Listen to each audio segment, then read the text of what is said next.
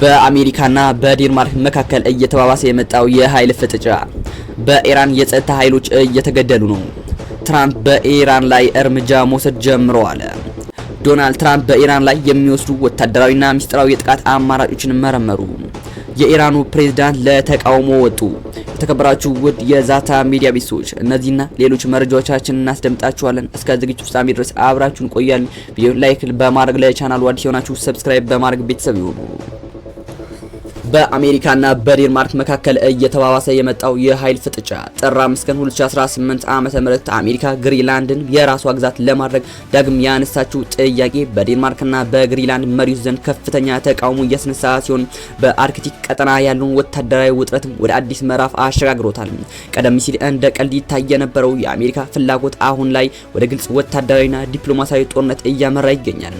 ዴንማርክ ከቀዝቃዛው ጦርነት ጊዜ ጀምሮ ስትከተለው የነበረው ጥብቅ ወታደራዊ መመሪያ ዳግም በማረጋገጥ ማንኛውም ወገን ሌላውን ቀርቶ የቅርብ ወዳጅ ከሀገርም ቢሆን በግሪንላንድ ላይ ወረራ ቢፈጽም የዴንማርክ ጦር ያለ ምንም ቅድመ ሁኔታና የፖለቲካ ትዕዛዝ ሳይጠብቅ አፋጣኝ ወታደራዊ እርምጃ እንዲወስድ ትዕዛዝ አስተላልፋለች።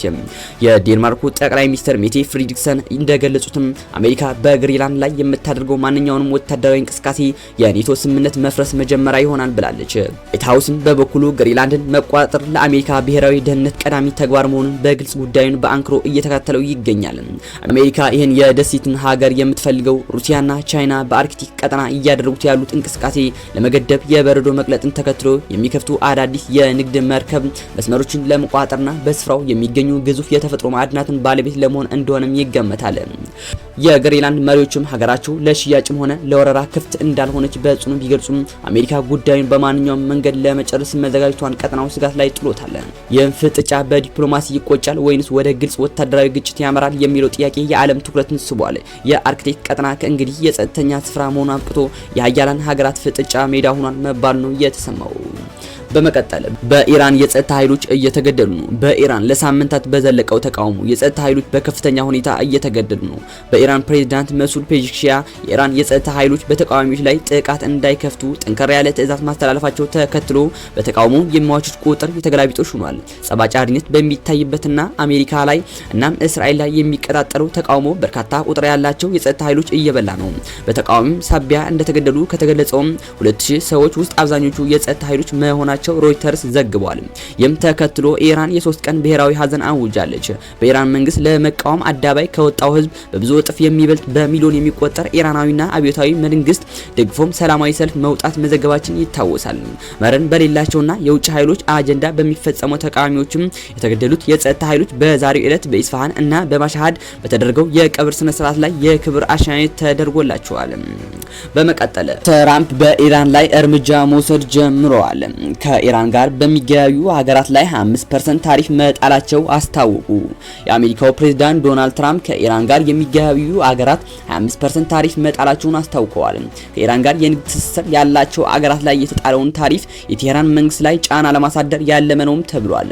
ትራምፕ ከኢራን ጋር የሚገበያዩ ሀገራት ላይ በአፋጣኝ የሚተገበር ታሪፍ መጣላቸው ቢገልጹም ዝርዝር መረጃ ግን አልሰጡም።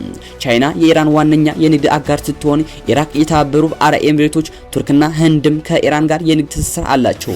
ከኢራን ጋር የሚገበያይ ማንኛውንም አገር ከአሜሪካ ጋር የሚደረገው የንግድ ልውውጥ ላይ 25% ታሪፍ ይጣልበታል ብለዋል ትራምፕ። ታሪፍ የተጣለባቸው አገራትም የትኞቹ እንደሆኑ አልተገለጸም። ቢቢሲ እንደዘገበውም የዋይት ሃውስ ቃል አቀባይ ካሮላይን ሊቬትም ኢራን ላይ የአየር ጥቃት ማድረስን ጨምሮ ሌሎች ወታደራዊ አማራጮች እንዳሉም ተናግረዋል። ይህ በእንዲህ እንዳለም በኢራን እየተካሄደ ያለው ተቃውሞ እየተባባሰ በመጣበት በመቶዎች የሚቆጠሩ ዜጎች መገደላቸው ተከትሎ ዩናይትድ ስቴትስ ፕሬዝዳንት ዶናልድ ትራምፕ በኢራን ላይ ሊወስዱ ስለሚችሉት ጠንካራ ወታደራዊና ሚስጥራዊ የጥቃት አማራጮች ዝርዝር ማብራሪያም ሰጥተዋል። እንደ ሲቢሲ ኒውስ ዘገባ ከሆነ የፕሬዝዳንቱ የብሔራዊ ደህንነት ቡድን ያቀረበው እቅድ ሰፊ ይዘት ያለው ሲሆን ይህም ቀጥተኛ ወታደራዊ ጥቃቶችን ከማካተቱም በላይ የኢራን ወታደራዊና ሲቪል መገናኛ ዘዴዎችን ለማሰናከል የታለሙ የሳይበር የሳይበር ጥቃቶችን ይጨምራል። ከዚህ በተጨማሪ በኢራን የደህንነት መዋቅር ላይ ተጽዕኖ የሚያሳድሩ ሚስጥራዊ ኦፕሬሽኖችንና በመንግስት መዋቅር ውስጥ መካፈል ለመፍጠር የሚያስችሉ የስነ ልቦና ጦርነት ዘመቻዎችን በዋነኝነት የቀረቡ አማራጮች ናቸው። ፕሬዚዳንት ትራምፕም በኤርፎርስ ዋን ላይ ለጋዜጠኞች በሰጡት መግለጫ የኢራን መንግስት የተቀመጠለትን ቀይ መስመር እያለፈ መሆኑን ገልጸው ወታደራዊ ክፍላቸውን ሁኔታቸውን በጥብቅ እየተከታተለ እንደሚገኝ በጣም ጠንካራ እርምጃዎችን ለመውሰድ ዝግጁ መሆናቸውን አረጋግጠዋል። ይህ በእንዲህ እንዳለም የኢራኑ ፕሬዝዳንት ለተቃውሞ ወጥተዋል። የኢራኑ ፕሬዝዳንት ማሱድ ፔዜሽኪያን መንግስትን በሚደግፈው ሰልፍ ላይ በአደባባይ ከህዝባቸው ጋር ታይተዋል።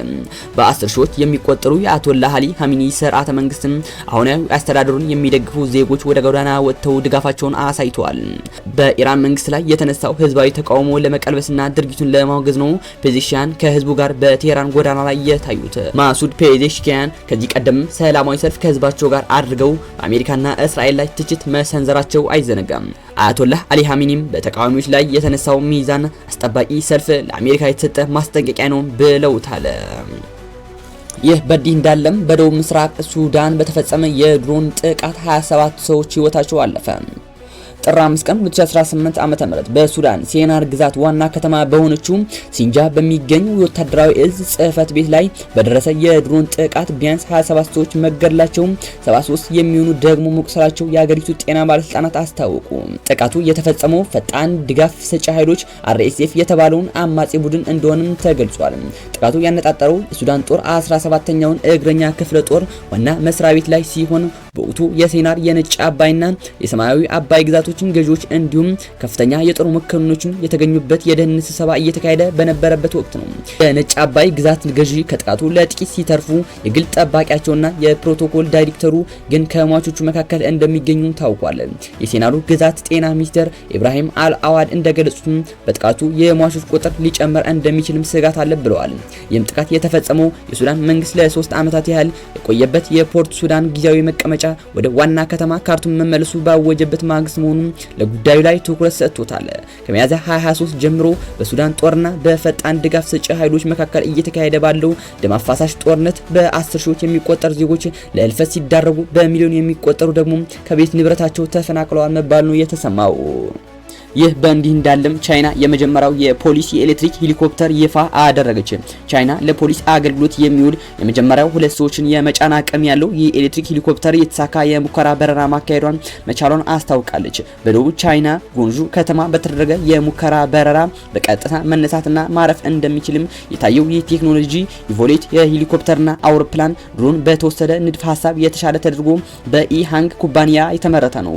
በቀጥታ መነሳትና ወደ ግዳጁ በማቅናት በፈለገ ቦታ ማረፍ የሚችለው በቀጥታ በመነሳት ወደ ግዳጁ በማቅናት በፈለገበት ቦታ ማረፍ የሚችለው የቪቶል ቴክኖሎጂ 650 ኪሎ ግራም ጭነት የመያዝ አቅም አለው። እናም የኤሌክትሪክ ሄሊኮፕተሩ በአንድ ጊዜ ቻርጅ ከ30 ኪሎ ሜትር መጓዝ የሚችል መሆኑን ተገልጿል። የተከበራችሁ ውድ የዛታ ሚዲያ ቤተሰቦች ለዛሬ ይዘላችሁ የቀረብነው መረጃዎች እነዚህን ይመስላሉ። ቪዲዮን ላይክ በማድረግ ለቻናሉ አዲስ ሆናችሁ ሰብስክራይብ በማድረግ ሀሳብ አስተያየታችሁን ኮሜንት ላይ አስቀምጡልን።